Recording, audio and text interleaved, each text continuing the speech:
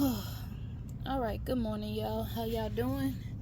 I just wanted to make a video this morning because I was getting my garden prepped for the winter time, and as y'all see, I got some kale that I want to keep alive during the winter. So I'm placing it in here in the greenhouse so that it doesn't die out so quickly. Just put it in the ground and let it go, and then trying to find extra space because I also think that this is a broccoli that might come up, so we're gonna go ahead and plant it. See if that can get going. But so fall preparation, it is a lot to do. Okay, so number one is to cut your eggplants and your peppers back so that they can overwinter. The ones that you want, instead of getting rid of them and buying new peppers every year. So I'm gonna show you how to do that. I know my baby is still producing a lot of peppers, as you can see, but it is time to cut her back. As you can see, I've already cut back the eggplant. I left about an inch, maybe an inch and a half of grow space between the V's. You want to cut all the leaves off that you can, so that it knows it's got to go into dormancy.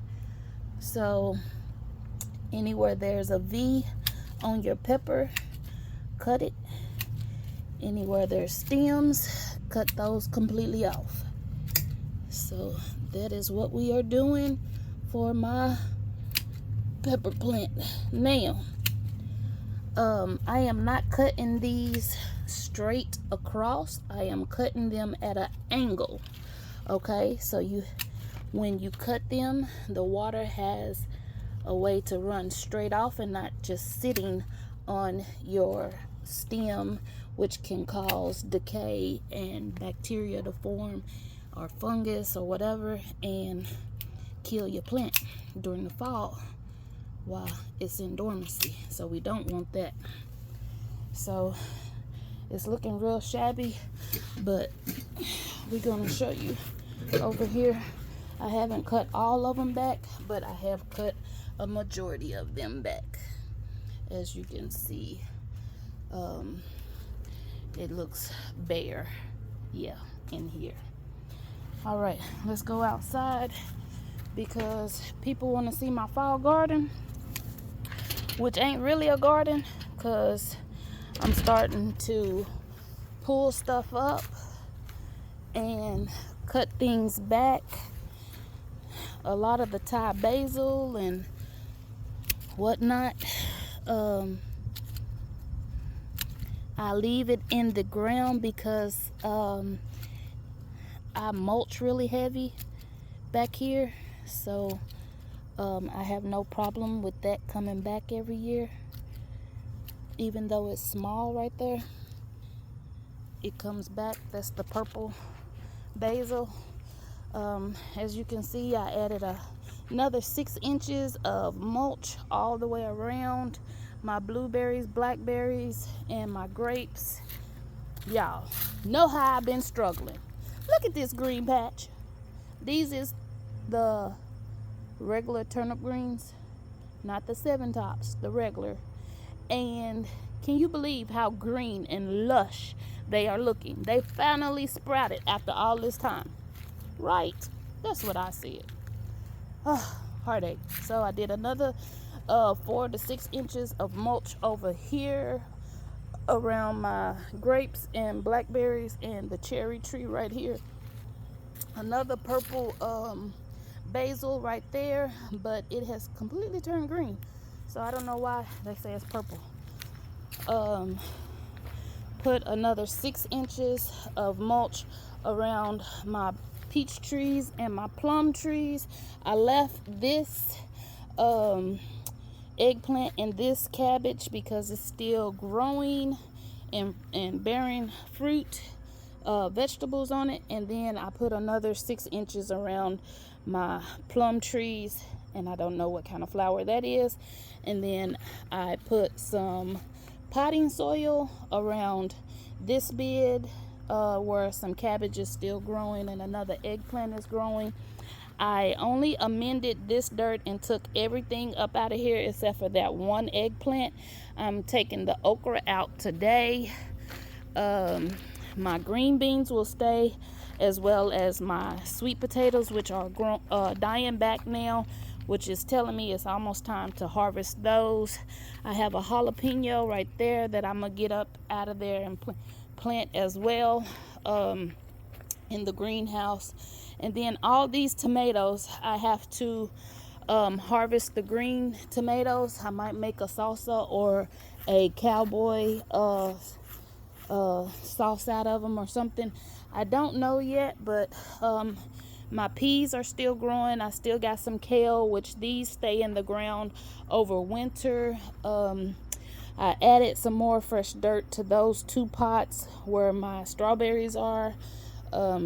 Mulched around this area as well, and moved a lot of that because I needed space to come in and out the back of the door. Then I put more dirt right here, so I have a little garden bed here for next year. Mulched around this area because I do have my raspberry bush that's doing really well, and I don't want it to die out too fast when we get the frost. Hold on, y'all, the dogs are whining. They want to come out. Y'all coming? Come on. Come on. Yeah. All right. So that basil is doing really well. I might pull that up soon. I haven't made a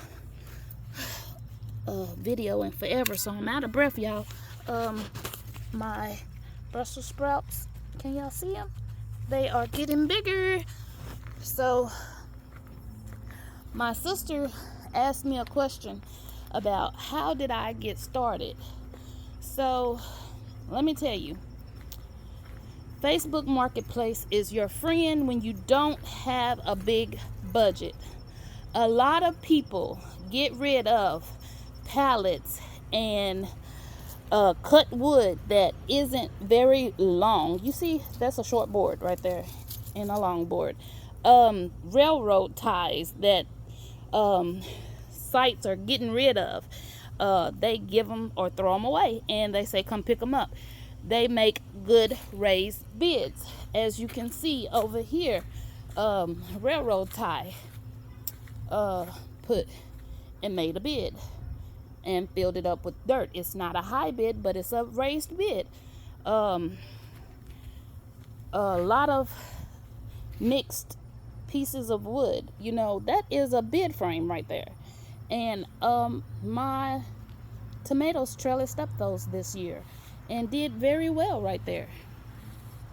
Cattle panel going up in this raised bed for the okra and the green beans and the raspberry bush to grow up.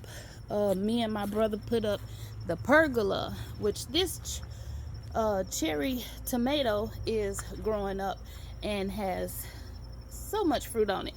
And I don't want to get rid of it because I love my cherry tomatoes, but it's showing signs that it's ready to die on out.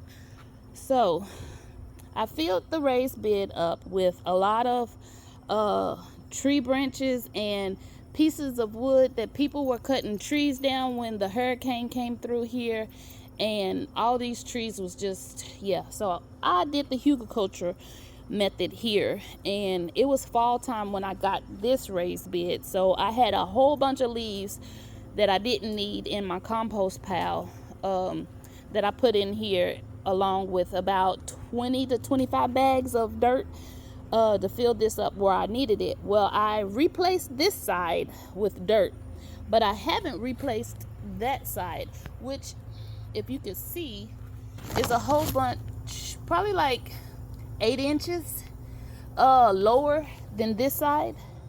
Yeah, about 8 inches. So I have to fill that side up, but I have to clear this side of the bed out for the fall and get that ready. But yeah, so the back side of this bed is made of cut down pallet pieces, and that's how I started my raised beds and filled them with dirt. Well, this bed has gone down dramatically, and I haven't put any fresh dirt in this one recently. But that's how I got started, y'all. Just putting pieces of wood together and trying to figure out what was the best method to grow stuff in. And from my experience, like, this is an old bookshelf. I flipped it backwards, I guess. It's laying on its back, and filled it with dirt. So I have grown spinach, collards, and as you can see, it's a sweet potato in there. I have also grown celery in there, and you can see it is starting to peel and buckle because of the weather. I will probably try to line this with some metal later,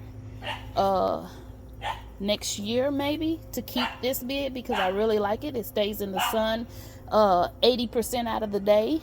You have straight sun over here. Right now I have a little bit of shade because of that tree. But yeah, this is another one. Somebody was throwing this out, and I thought it was cute. And I grow onions here. I need to pull some of these weeds out, but yeah, I grow onions here. Sure do. And they grow really well. My green onions, look how long it is. Yeah, some long green onions, and I use those to eat with my greens or something. Yeah, this bed, somebody had threw this piece out. I don't know what it's called, but it looked like a molding piece of some sort, but it is super long. Somebody threw it out. Well, I took and screwed it down to some of the ties, those toe ties or whatever they call, and made it a raised bed and put mulch around it. Get out of there. Get out of there, bad butt. Yeah, and filled it with dirt. Well, this year I have to fill it with some more dirt because the dirt has gone down. But yeah, so I put black cow dirt in here, and I put the evergreen topsoil over top of the black cow dirt manure. And I also compost back there where all that mess is. That's a compost pile back there. And yeah, that's what we do. So I try to keep everything where it is cheap to me, and composting a lot of the fruits and vegetables that I don't eat or have leftovers of, or paper towels, toilet paper rolls, paper towels that I'm just wiping my hands with, I throw in the compost pile. The people around the neighborhood, when they cut their grass, they drop it off in front of my yard in the fall time. They drop off leaves to me because they know I garden, and that is a way of giving back to the garden, so that we can produce food every year. So yeah, that is a way everybody contributes and gives back, because I do not charge. I ask for a donation, but I do not charge. So y'all have a blessed day, and we'll see you another time.